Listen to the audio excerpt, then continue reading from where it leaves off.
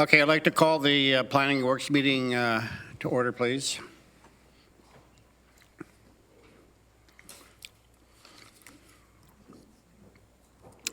So good morning, and we'll start the meeting by asking if there's any pecuniary interest to declare.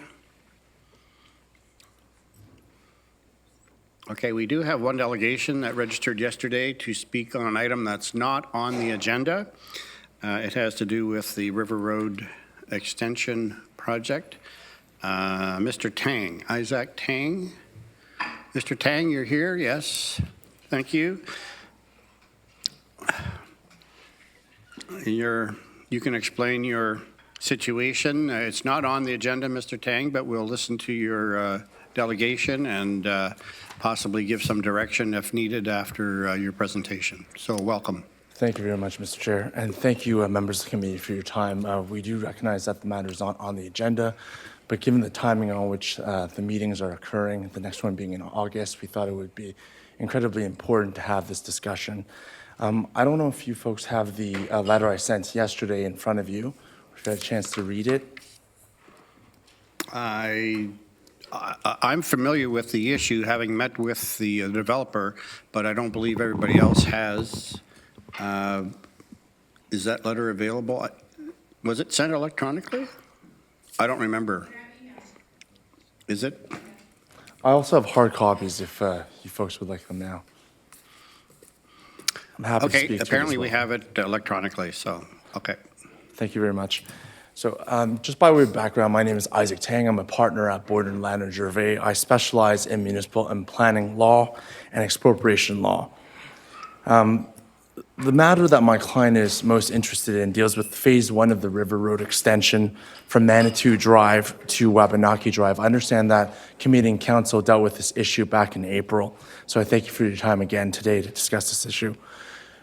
For the record, my client, which is H&R REIT, one of the largest real estate investment trusts in the country and has substantial assets in Ontario.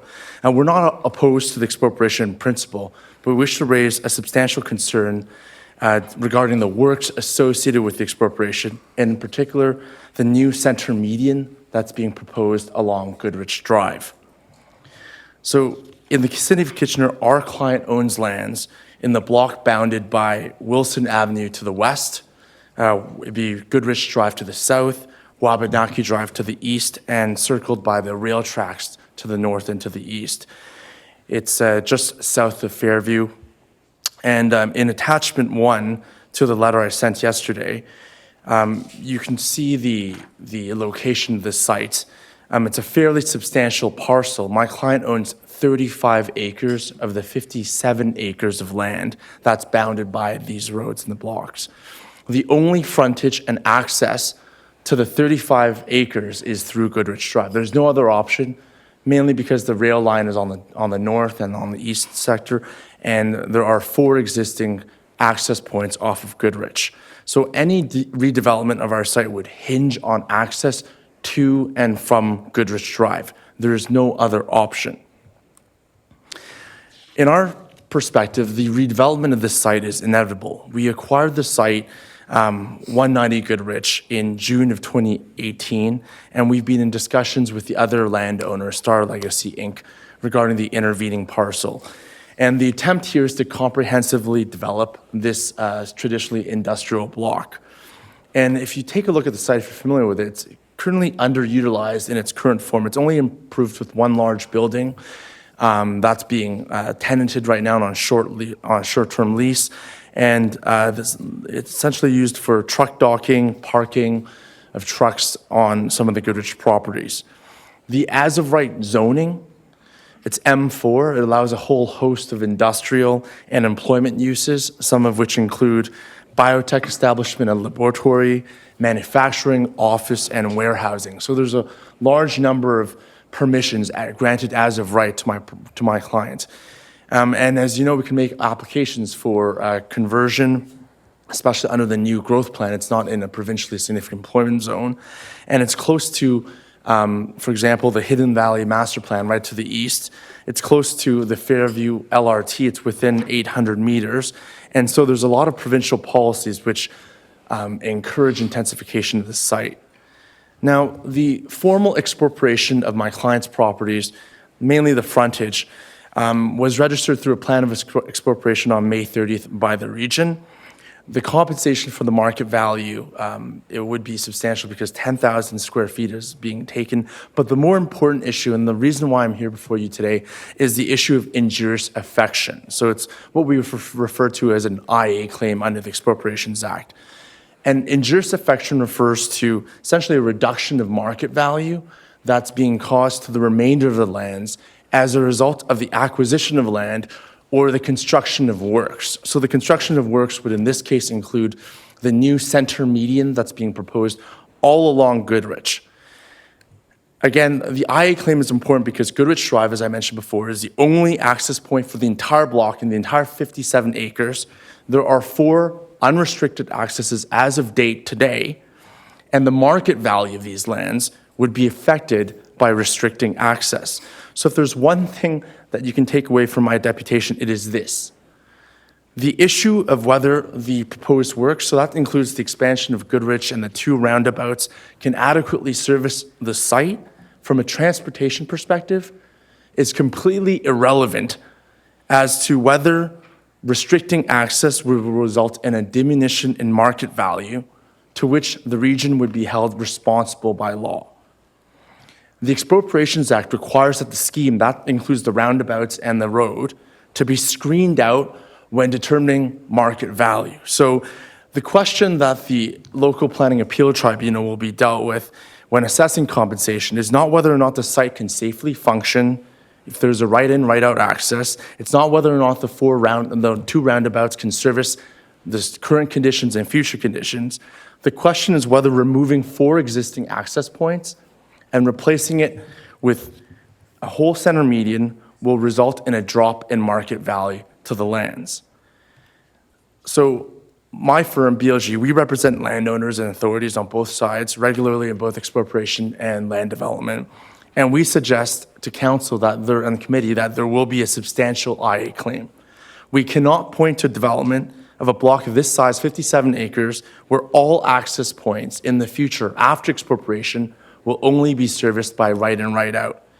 Restricting development to right in, right out would result in a dramatic reduction in market value because it'd be very hard to find someone to buy it and comprehensively develop this block. And it'd be very hard to lease it. My current client is leasing it right now. It's gonna be very difficult for them to find tenants in the future who will be looking at just right in, right out access to a significant block. And there's an easy solution to this. And the solution that we're bringing before committee, and we've included in our letter, requires no additional land taken by the region. So we're not asking for more expropriation. We're not fighting the amount of land that's being taken by the region. We think the 30-meter right-of-way will accommodate the solution. And the solution was presented to staff on a confidential without prejudice basis. We're putting it before committee now because we think it's important. We're serious about this issue. We think it's an issue that committee should consider because the last thing we want to do is go against the region when we can work together to resolve an IA claim that we think can be addressed easily. And we call this approach the median alternative. In my letter, the key points of this alternative is highlighted at page 3. There's a couple of highlights that I'd just like to bring. It results in no physical changes to the actual right-of-way. It's limited to removing and replacing the center median in very few locations to accommodate a new access and essentially a left-hand taper turn lane into my client's property. And that turn lane is only being proposed right now for one entrance, and it's the existing entrance off of Chandaria Lane, or Chandaria. So there's no Chandaria Place. There's no additional access that's being asked at this time. This access also meets all the region's guidelines. It meets the context-sensitive transportation corridor design guidelines and the River Road Extension road design guidelines, including boulevard design, because we wouldn't be impacting the multi-use trail. We think that's a good idea. It's being kept at 3 meters. The only thing that would be impacted is the boulevard, so essentially landscaping for the road. It's less costly because there would be a reduced IA claim. There would be reduced service disruption for Goodrich Drive, when instead of installing the median issue later, we can deal with it now when it's being designed. And most importantly, there's no good reason why this alternative cannot be accommodated now.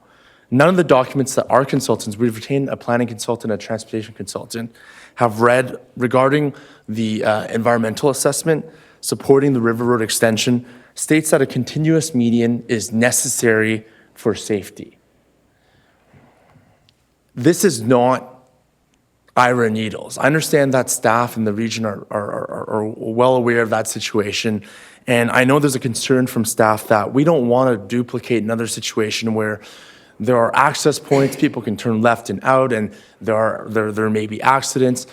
Ira Needles is a very different context than Goodrich Drive. I'm sure you're more aware of it than I am, but the type of truck traffic and the type of traffic that's on Goodrich and even is being planned for Goodrich won't amount to anything close to Ira Needles. They're, in fact, two different types of roads.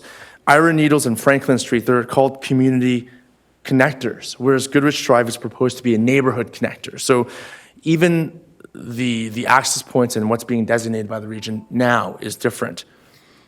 So just recognizing the time, the ask from my client is very simple. We understand from the staff report that the region is targeting spring 2020 for construction of phase 1. We're not asking to delay that. We're just asking that, we're not even asking for 4 access points to be maintained. We're asking for 1, and that's the existing access, existing full moves access on Chandaria Place. We're not asking the region to give us the left turn lane now because we understand that will depend on when we bring in our application. We're just asking that when the region is relocating services and utilities, which I understand is being planned for fall, which is why we wanted to make sure we were before you in June, that they don't preclude the median alternative that we provide to staff. And the reason for that is because we don't want to come back later and ask for different curb cuts and ask to relocate utilities and hydro poles later when this application actually comes in. We can protect for it now at no cost to the region, in fact, at a substantial reduced cost to the region, because there won't be this type of substantial IA claim, or at least one that's as substantial. So those are our submissions today. I'm happy to answer any questions committee and council may have. We think this is really, really important. We think it's an option that's available. And we just want the direction from the committee to direct staff to continue to have these discussions with my client and keep this option available. Thank you.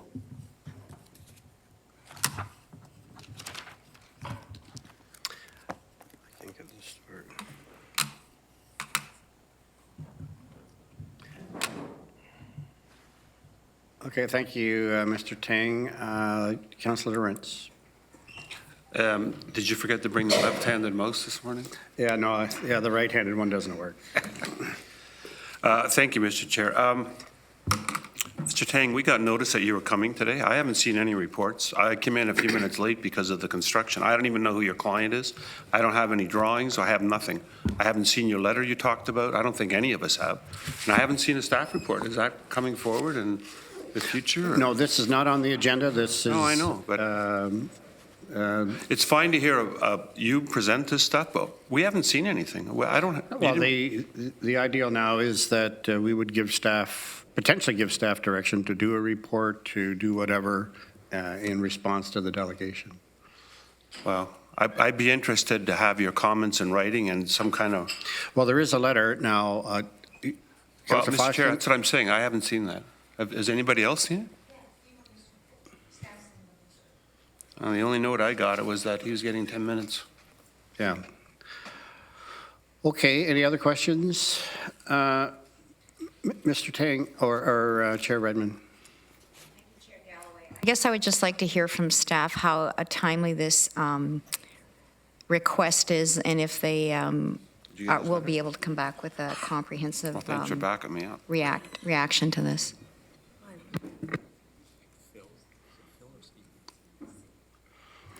Who's going to get the, who's got the short straw? Okay. As noted by the delegation, we are planning to start utility relocations there this fall. My general understanding, and I will confirm this with staff, is the major relocation on that side of the road is a hydro line, and I don't believe the proposed relocation would preclude any of the works that are being proposed in this letter. But we can certainly confirm that and confirm that with the delegation. And at what point is the design? So we are preparing for the utility relocations this fall, so the design is pretty well advanced, and we would be looking to issue a tender early in the new year for the actual road construction. Okay. So, Mr. Tang, are staff aware of the intended use of the property? I know that's not public at this point in time, but are they aware of the intended use? Through you, Mr. Chair, we've been having without prejudice meetings with staff. We had one in March, in late March, and we have had a planning consultant provide conceptual designs for what could be placed on the property. As I mentioned in my submissions earlier, these are as of right permissions. We could actually build something on the site now that's far more intense than what's existing on the site. If you drive by there, it's actually quite vacant because the zoning permissions permit a wide variety of industrial uses. Now, what H&R REIT, which responding to the councillor's comments is my client, they intend to work with the region and work with the city on a comprehensive block development that would be anywhere from, I believe, industrial development to commercial park, business park uses. So those types, an application hasn't been brought before staff, but the last thing we want to do is to have a situation where utilities are being relocated now, and they're going to have to be relocated again in the near future. And all of that is set out in our letter. Potentially not the case. I think Mr. Bauer just said the utilities likely are not going to have to be relocated. I think as long as the staff have had a chance to review the alternative median design that we proposed, and they're able to confirm to us that it wouldn't preclude this option, that would be very helpful. The response that we've had to date hasn't necessarily been, and to be fair to staff, as clear, because these discussions so far have been on a without prejudice confidential basis. We want to make sure that this option was put before a committee because we feel very strongly about it. We're happy that it's public, and if we can receive if committee could direct staff to provide the direction on the record that this design would not be precluded by the relocation of services, that would be very, very helpful. Mr. Schmidt? And I'm not sure which staff you've been speaking with. My suggestion might be that you arrange a meeting with Mr. Bauer and get together, look through your plan, look through what we're planning on doing with the relocation, and assure yourself that whatever relocation is happening will not preclude the design that you've been working on. It might also be helpful if your design consultant, whoever that is involved in that meeting. And I think we can just, at a staff level, resolve this issue. And then if there are any concerns with that, you have a further opportunity to come back to council here in August or September before we're doing any relocations. But I don't think we require direction from council. I think we can just meet and hopefully resolve this issue and assure you that relocations will not preclude you doing something different than what's planned. Councillor Urbanovic? Yeah, thank you. And that was going to be my suggestion. I mean, I don't, originally I was going to say perhaps that meeting can take place in the coming week, but I think this is probably going to take a little longer. I mean, if it can happen in that time frame, we have council a week Wednesday. So there is an opportunity then, or I think as has been suggested, I mean, our August meeting would be the next opportunity, which would still be well ahead of any work being done and presumably could correct any concerns. I guess my only concern there would be is all the design work done that would create some challenges? I don't believe it is, and I'm not hearing any reason what I've heard from staff is we think that where we're relocating the works will allow the potential changes to the access. So let's have staff take a look at that. And if there are any issues, we can come back to council if we need to or address them. Yeah, because, okay, and that's great. I mean, I think fundamentally, without the benefit of a staff report and so on, I mean, fundamentally, I think it's going to be important to continue to see, particularly of a property this size, functional access continuing on to the new roadway. And hopefully staff will give that appropriate consideration going forward. Okay, thank you, Mr. Tang. So that meeting will get arranged, and hopefully the utility relocations will not impact the potential solution that your client foresees. Thank you, Mr. Chair. And I do want to reiterate that there are two issues here. The one being the utility relocation to reduce potential costs for the region and frankly for my client for relocating these services. But the second issue really is the IA claim. And I think maintaining a full moves access to 57 acres is incredibly important to mitigate any risk the region has regarding that IA claim because... Well, you're free to do whatever on the IA claim, but we're not going to talk about it here. We would deal with IA issues in caucus. So I think it's inappropriate to be discussing IA claims at this point. Thank you, Mr. Chair. Thank you, members of the committee. Okay, thank you. We'll move on to the regular agenda.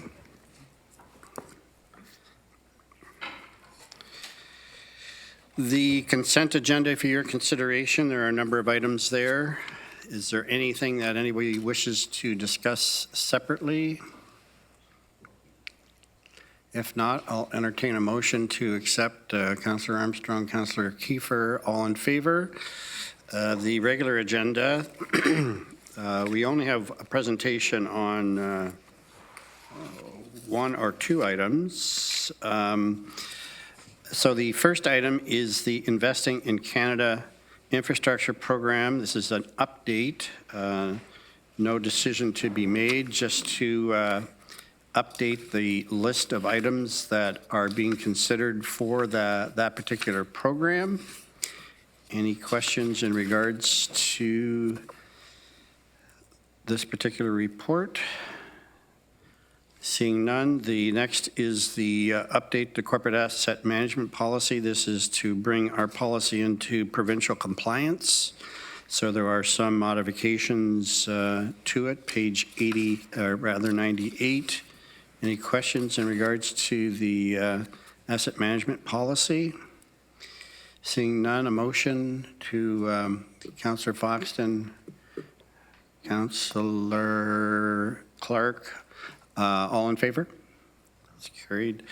The next report is to change our specifications in the future for the MobilityPLUS going to the low floor bus at some additional cost, but likely life cycle costs may not be so, maybe less because of maintenance issues and so on. Any questions in regards to that matter? There's a motion associated with this report. Councillor Jaworski, Councillor Erb, all in favor? That's carried. The next is a update on the feasibility study of the GO service that the feasibility study of the region is funding. GO service from Cambridge to Toronto Union via the North Line through Guelph. So this gives an update where this particular study is currently at and next steps. Any questions in regards to this particular matter? Okay. The next is the Aerobic Biosolids Management Contract, page 140. to take our sludge from various treatment plants and land apply or whatever. Maybe someday we'll dry it out and turn it into fuel, but not for some time. So there's a recommendation there to actually change contractors and award this to the JTC group. Any questions? I have a question, Nancy. Does JTC do this for other municipalities? This is not a first off for them, or they're in this business, have been in this business for some time? Yes, JTC Group, they have provided services to the region in the past. Oh, they We have? had a contract with them in 2004 and 2012. They also provide services in Guelph and other municipalities. Okay, good. Because this is a contract that can go sideways sometimes, and we get ourselves into problems, so it's good that they are an experienced company. A motion then to award the contract to JTC. Chair Redmond, Councillor Lawrence. You waved your hand, so don't do that if you're at an auction. All in favor? It's carried.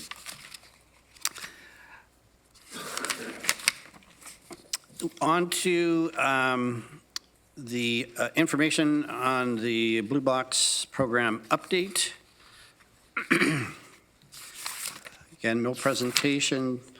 The takeaway from this report is that our sort is particularly good, and as a result, our contamination is low. So we have actually 3 sorts: the homeowner, the truck driver, and then the material recovery center. And this puts our waste, our plastic waste, at a very, very low contamination level, such that the markets are still very strong for that level of contamination, or that low level of contamination. So as long as we keep our process the way it is, we are not likely to have issues that some other municipalities are having in trying to get rid of their particular plastic waste. So that's the key takeaway from this report, Chair Redmond. Thank you, Chair Galloway. I just wanted to recommend a visit to the waste diversion plant. If any of you haven't been, it's very impressive. I had the opportunity to be with Mr. Arsenault and some staff when Minister Phillips was here, and we were showing him how we operate, and it really is very impressive. Maybe that could be arranged. I've had a few tours in the past, but they are some time ago. Maybe that's something, John, you can try to arrange. There are a number of new councillors that maybe have never been to the MRC, and it is quite interesting. Yeah. Councillor Foxton. Thank you, and through the chair. The negative press, or the press that states a lot of this is going to landfill, is disheartening to a lot of people. And I think we really have to raise the flag for the Waterloo region and state that only 6% of ours goes to landfill. We are very diligent, and the rest is totally recyclable. And we need to wave that flag and say, you're doing the right thing, Waterloo region, keep it up. That's a very important point, Councillor Foxton, because there are some people in the community, and I've run into a few people who think, well, why are we doing this? Because it's all going to landfill. In fact, that's not true here. It is true in some other municipalities where the contamination is so high that they really can't market the product. So it is an important message to get across that our recyclables are indeed recycled. And the markets are relatively strong for the quality of the sort. And that, again, is just another emphasis on the homeowner doing a proper sort as well, which is the first part of the process. Any other questions related to the Blue Box program? I have one. And it's one I'm sure all of you have heard of, and it's one that we've tried to deal with, but that is litter. So on windy days, if people haven't properly packed their blue box with a heavy item on top, or somehow or another using the larger container that doesn't overflow. So, Mr. Arsenault, what do we have in mind? I mean, I know we're constantly doing education, we're constantly doing, promoting the proper way to load a blue box, but I think we all continue to get pretty significant complaints, and indeed we see the problems associated with litter. I've gone out to a couple locations myself when people have phoned, and it is pretty bad. And I know on certain streets, our staff will visit homes and tell them what to do, but yet the problem continues. I mean, are there any other initiatives we can undertake, maybe other municipalities with similar systems have used to try to mitigate this problem? Through you, Mr. Chair. Sue White's here, one of the authors of the report. She's probably best equipped to provide a detailed overview of that, and then maybe I can follow up with a Well, few Sue's the one comments I afterwards. always contact. There you go. Thanks, Sue. Good morning. Yes, you're very right. Litter is something that we experience, particularly in the spring. We're probably doing just about the same thing that other municipalities are doing. We do support citizens sometimes, particularly the ones that seem to be in a spot where, the wind just congregates. So we can do things like we provide them with bag tags, for instance, if it's over what their bag limit is. We can also provide them some of those red bags. If you've ever seen those, the only cure for litter is you bags, we can do that. So, Sue, has any other municipality done anything different than what we're doing, using the boxes that we use? I mean, I know there's people who suggest lids, there's people who suggest using the caddy carts, but of course the caddy carts will increase contamination. And so then our product is probably less marketable. I mean, it solves one problem, creates another problem. I mean, is there any win-win solutions out there that other municipalities have tried, bags or whatever? I'm not sure. There have been some municipalities that have sort of allowed, and I think it's in the report, some of the bags that they can put things in. The benefit for them is, of course, that they're sort of a one sort. They don't sort the materials like us. It causes challenges for us if we do that. At this point, really, it's, and I know the province is interested in providing more information and helping people, but it's a little bit of community support as well as municipal support to look after it. Councillor Lawrence? Thank you, Mr. Chair. Yeah, I think there is one solution, and it's called common sense.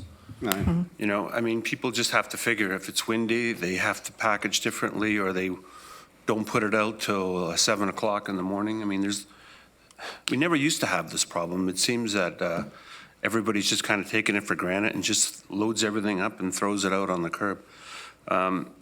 In the area that I live in, I've noticed lately that there's been a lot of yard bags that people aren't sure which day of the week or which week they're supposed to go out.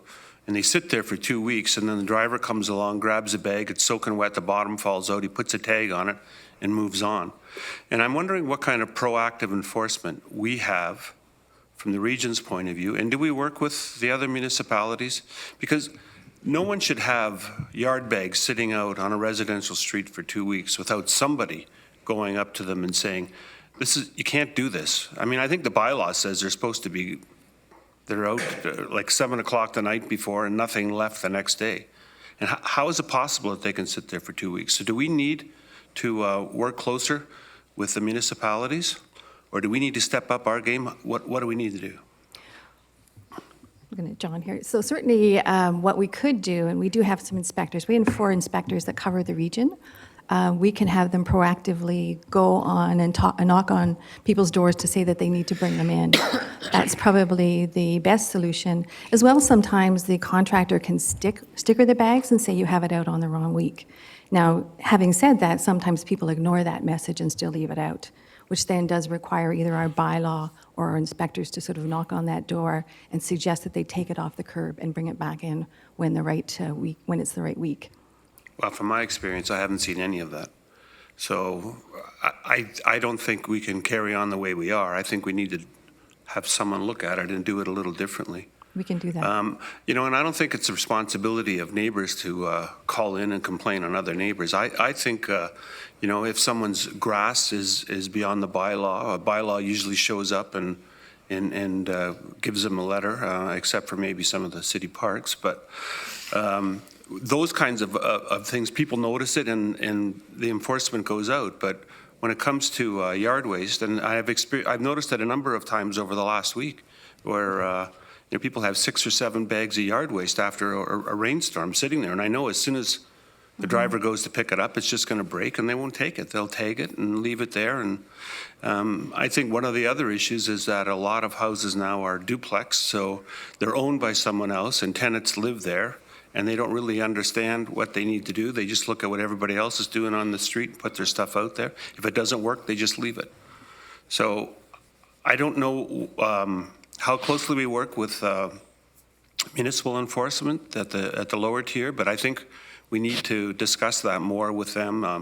I don't think we have any active regional enforcement for this program. I don't think we have anybody driving around looking or dealing, unless they're complaint generated, right? Yes. But we do have a fleet of bus drivers that probably drive almost on any main thoroughway. I mean, do we ever talk about sharing resources or people reporting when they see something out of place? Or has that ever been something that, you know, we're all in this together, I guess that's the way I look at it. Anyway, enough. I'm not complaining. I'm just trying to bring it to your attention. Councillor Clark. Thank you, Chair. A comment and a question. And the comment is a plug for the little subscription service that emails and texts me on Monday night saying this is what you can put out tomorrow, because I agree with Councillor Lorentz. I would never be able to keep track if I didn't have that. So that's a great service. I don't know that everybody knows about it. Encouraging more promotion of that. Yes, so what that is that you're speaking of is the My Waste app. Yep. So it does have the calendar, it will send out reminders for people on different services. So certainly, we've been actively promoting that. Yeah, it's very helpful. And a question, and again, sort of further to what Councillor Lorentz was talking about, I know I got an angry email yesterday from a gentleman who claims that he's going to move away sell his house and move away because of the amount of litter in his neighborhood. We don't have the capacity, I believe it's just a city bylaw thing. I don't believe we have the capacity to issue fines except for intentional dumping. Is that correct? Yes, in the sense of cleanup? Is that true? Yes. So when it comes to, you're right, it's 2-tier. So when it comes to property standards, if there's issues on the standards, it's generally the city. Sometimes when it is on the city street, when it pertains to somebody putting illegally a couch or something that doesn't belong to the owner, that also can be with the city. But sometimes it's also our regional bylaw when it pertains to. Yeah, I do remember when we were talking about instituting our current system, we did put in place, but that's intentional dumping only. That's not just sort of negligent. Yeah, Okay. that doesn't include sort of just general litter that Right. blows on someone's property. Thank you. Councillor Urbanovic. Oops, thank you, Chair Galloway. And I'm glad Councillor Lorentz brought up this issue, because it is one that's certainly been near and dear to my heart for some time. And in fact, the challenges have been specifically around the issue of bylaw enforcement, because our municipal bylaw enforcement has no responsibility, in fact, no authority to deal with waste issues.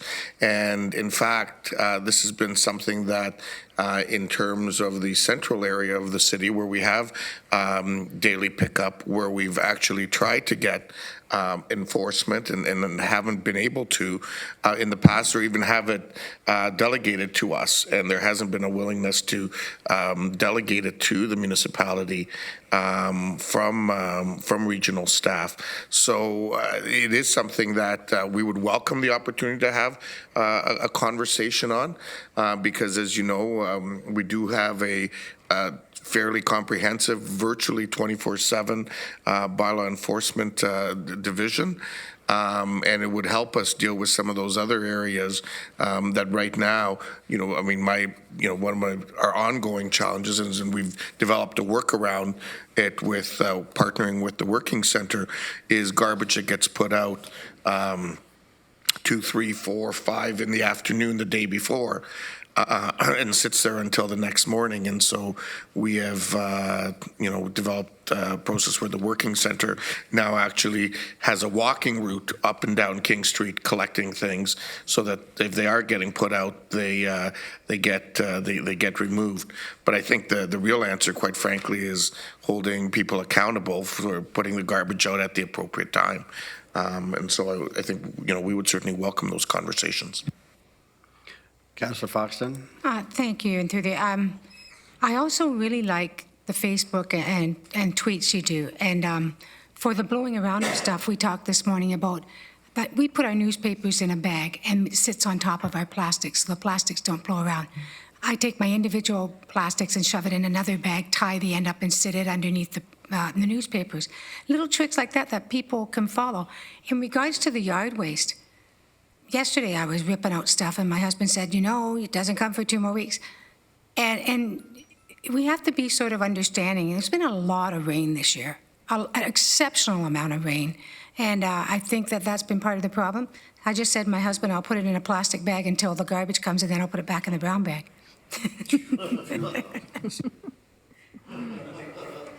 Chair Redmond?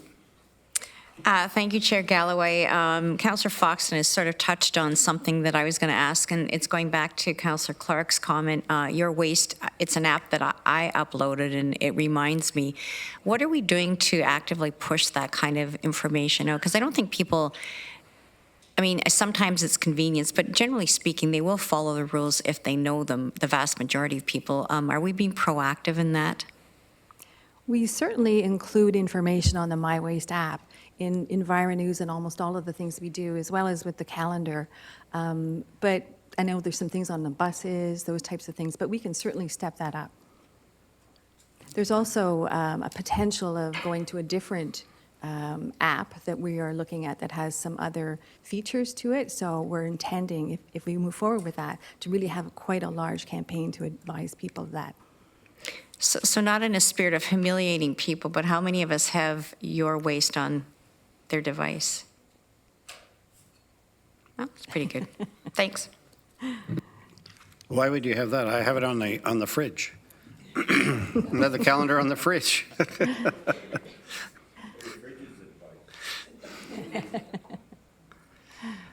Councillor Rentz. Thank you, Mr. Chair. In fact, I got 2 messages yesterday on mine. One said it was for yard waste, and the other one said it was not for yard waste. So maybe we need to there may be some glitches in the system. So anyway, then I just kind of looked at what my neighbors were doing like everybody else. So I just want to say, Mr. Chair, that I think this is a really important issue, and I think it's one that of all the services that we provide, I think residents kind of see this on a daily or a weekly basis. And I like Councillor Vavanovic's suggestion that we probably should be teaming up. We need to get this right. And there's nothing worse than seeing, recycling or loose garbage blowing around in people's neighborhoods. So I would hope that we can work together with the urban municipalities and the townships, if need be, to figure out a way how we can deal with this. It's not as simple as putting a rock on a recycling bin. So I don't know where we can go with this, Mr. Chair. A lot of times suggestions are made and they don't get accepted, but I don't want to make a motion, but I think we should give direction to staff. We can give direction to have staff come have those back, conversations. To have that conversation and see how we can work together. I mean, you hear it all the time, but there really is only one taxpayer. And this is a very visible thing in neighborhoods at least once a week. And I think we have to make that special effort to make sure that we are getting it right and people are getting good value for what they. So we'll ask for direction and a report back to the committee at the appropriate time. Any other questions? The next item is the single-use plastic strategy. There's a recommendation there to continue to support efforts at the federal and provincial level. Chair Redmond, you're moving it. Seconded by Councillor Jowett. All in favor? That's carried. The ROP review. So we are going to have a bit of a presentation from Brenna McKinnon on this. Mr. Regier? Yeah, thank you very much, Chair Galloway. We are, as we've discussed with Council over the past year, we are in the process of launching a significant review of the regional official plan. It's under the, we affectionately call it the Municipal Comprehensive Review. It's MCR for short.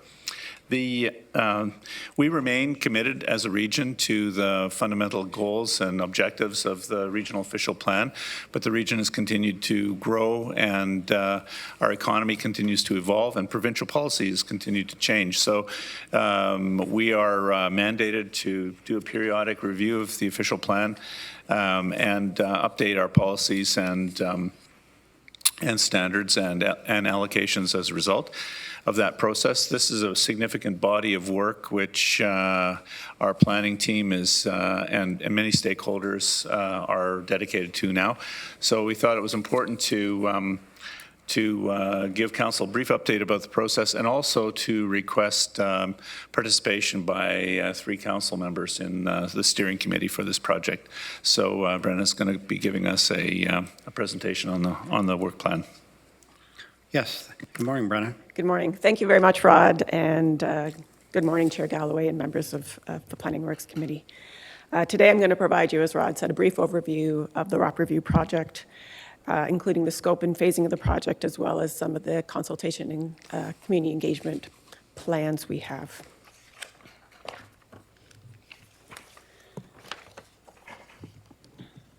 So as Rod alluded to, why are we reviewing the plan? There are a number of reasons why we're reviewing the plan. 3 documents up on the screen there indicate 3 of them for sure. First off is the Planning Act requires that the region review its plan every 5 years. Secondly, a new provincial policy statement came into force and effect in 2014. Regional Council had previously adopted the previous plan in 2009 and it wasn't formally approved by the board until 2015. And during that time, we didn't work towards making the plan consistent with the PPS as we were going through settlement and other ROP policies at that point. So now is the point we have to make the plan consistent with the provincial policy statement. And lastly, the middle picture there is the new growth plan that came in on May 16th of this year, which is basically an update with a few significant new policies to the 2017 growth plan. Key to the growth plan, of course, is a shift towards more compact growth development patterns, more mixed-use development in urban areas, and greater integration of transit and land use planning.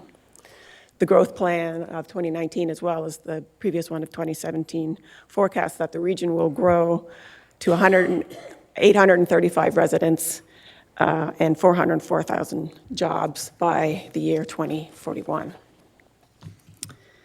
Municipalities must update their plan to conform to the growth plan by July 1st, 2022 through a process called the Municipal Comprehensive Review. So the ROP review will be looking at the policies of the ROP as well as putting together the components of a Municipal Comprehensive Review, and we're calling it the ROP Review Project. And the ROP Review will, of course, fulfill the requirements of Municipal Comprehensive Review. So key components of the review, these are more detailed in the report.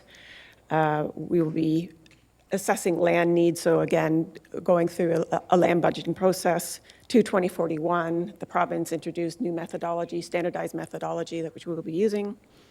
We will be reviewing intensification and density targets. Those ones have recently changed for the new growth plan, been reduced. We'll be delineating major transit station areas.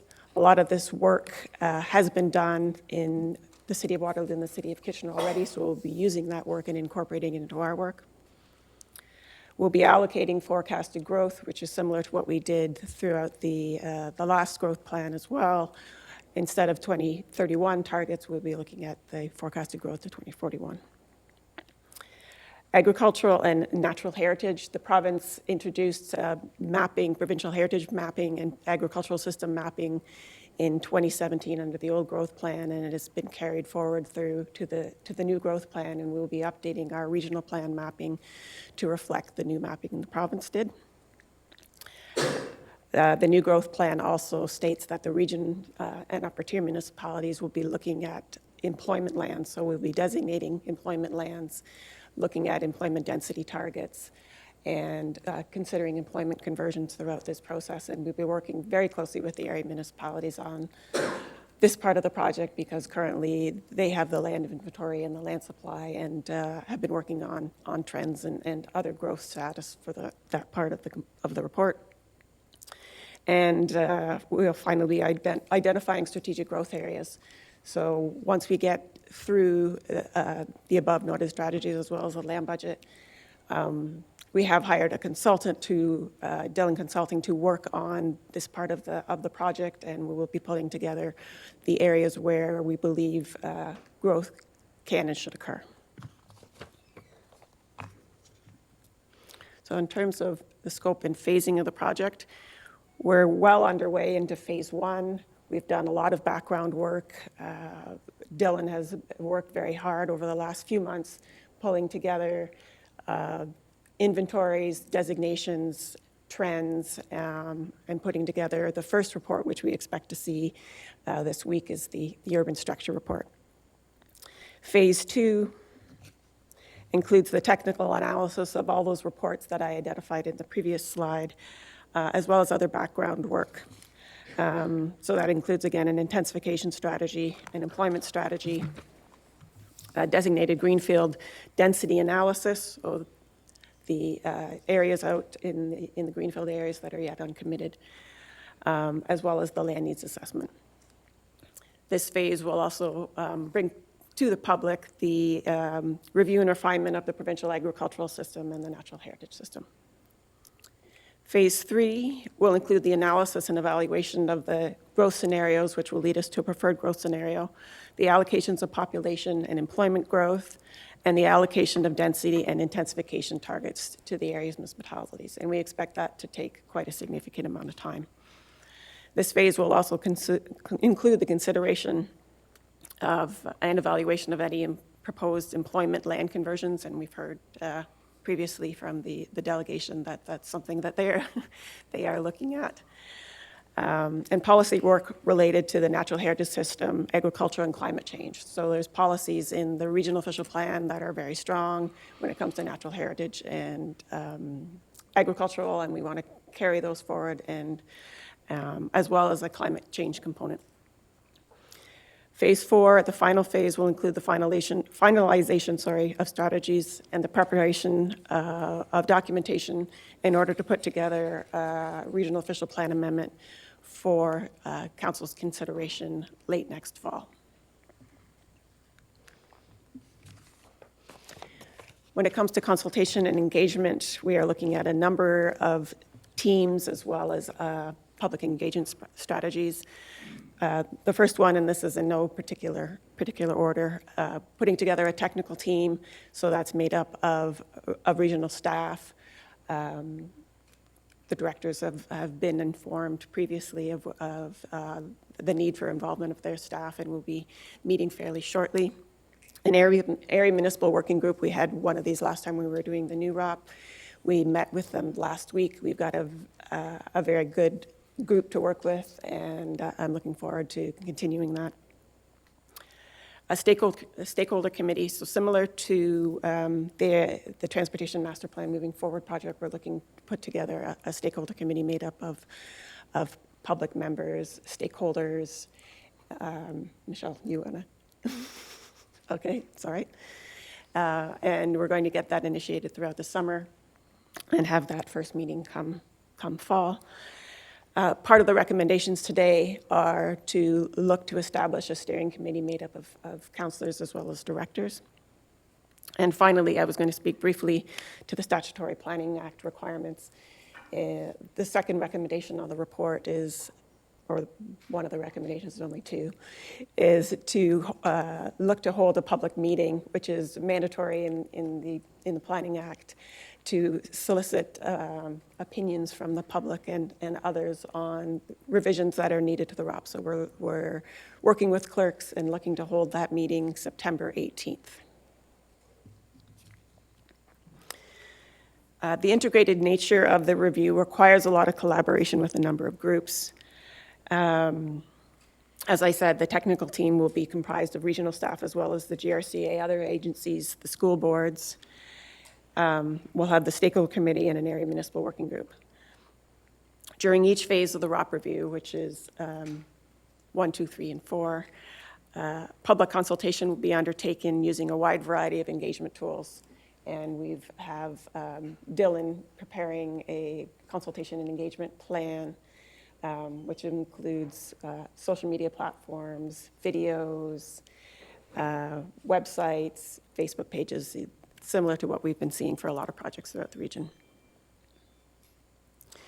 When we're talking about establishing a steering committee, we're looking for that steering committee to meet once during each phase of the review, which would hoping to include 3 regional councillors, including 1 from the rural townships to sit on the committee.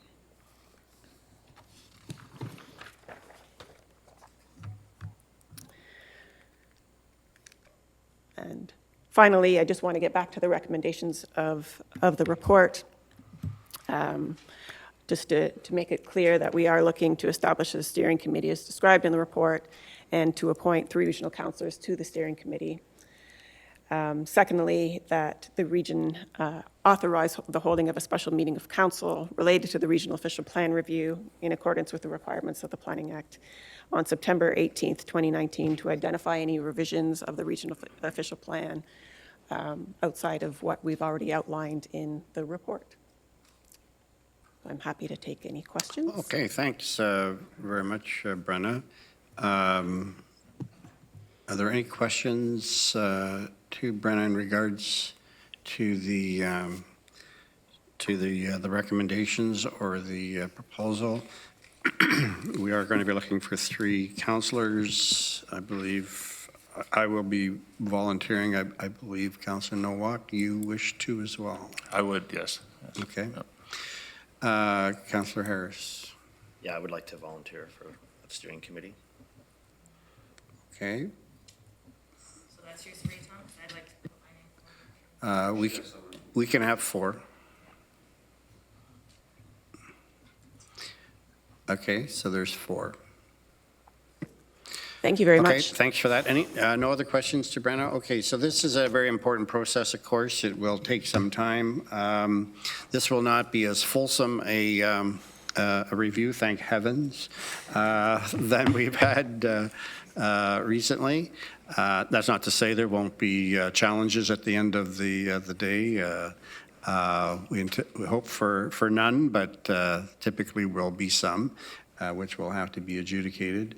But under what regime, we're not sure, because that's in flux as well. So, but this is a process that not only is statutory in nature, but also one that's very good for us to go through in order to have a very current official plan, because so much depends on this particular plan and the way our community will grow and expand, or how we deal with all kinds of various land and planning issues. So we look forward to that. There are a couple of recommendations to establish a steering committee and to hold the public meeting. Someone to move that, Councillor Nowak, Councillor Harris. All in favor? That's carried. Okay, thanks, Brenna. Thank you. The next item, I believe, is the Kissing Bridge Trail. Let me just check. Yes, the Kissing Bridge Trail lease and disposition process. There's actually kind of 2 parts to this. There's the annual report, and then another issue that has arisen. Mr. Rozier. Yeah, that's correct, Chair Galloway. So the this report began as just an update on the annual report for the Kissing Bridge Trail Advisory Committee.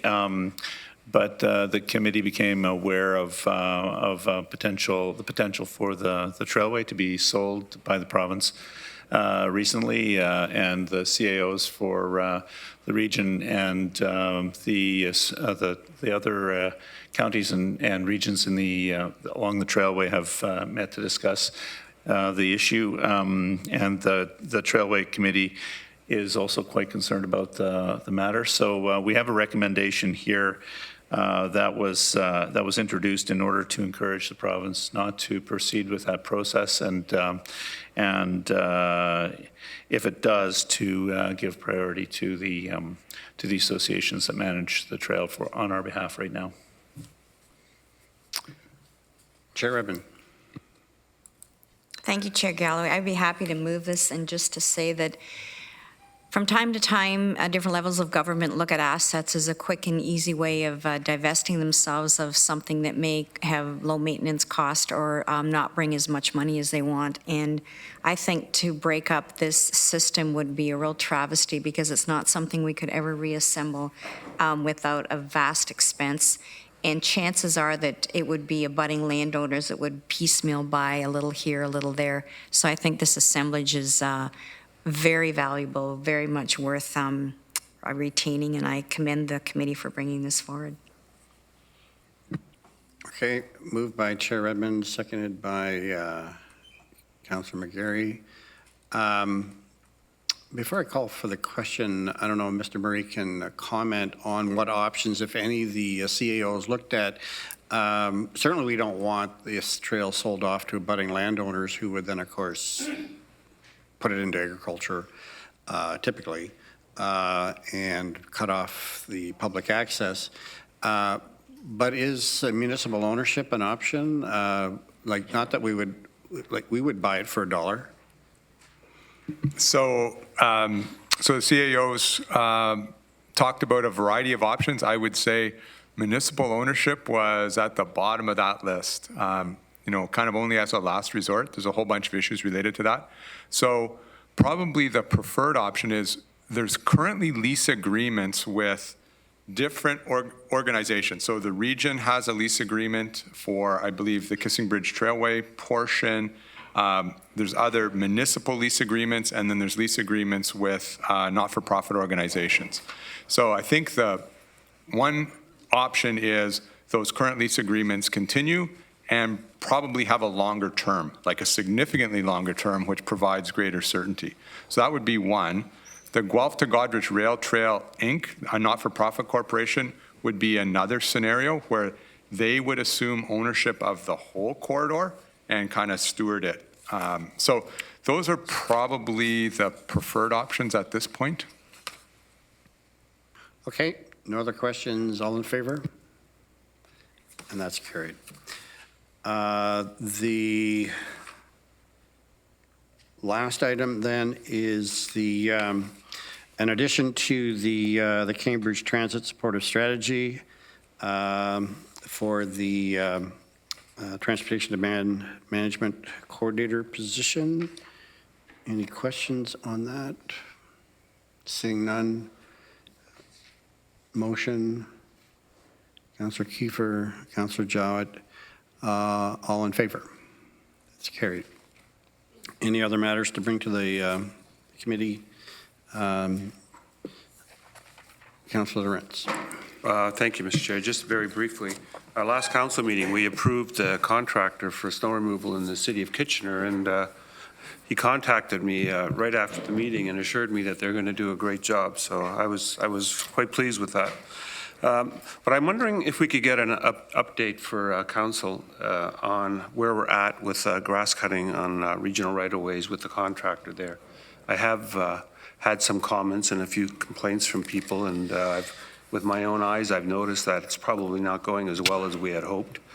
And I'm wondering if we can get an update to see if the if we're right on track, or I know the weather's been bad, but I have to say I saw Ontario Hydro right away being cut yesterday on Iron Needles Boulevard. And all commercial and private properties seem to be able to deal with cutting grass. So I'd like to know if our contractor's doing what we expected him to do.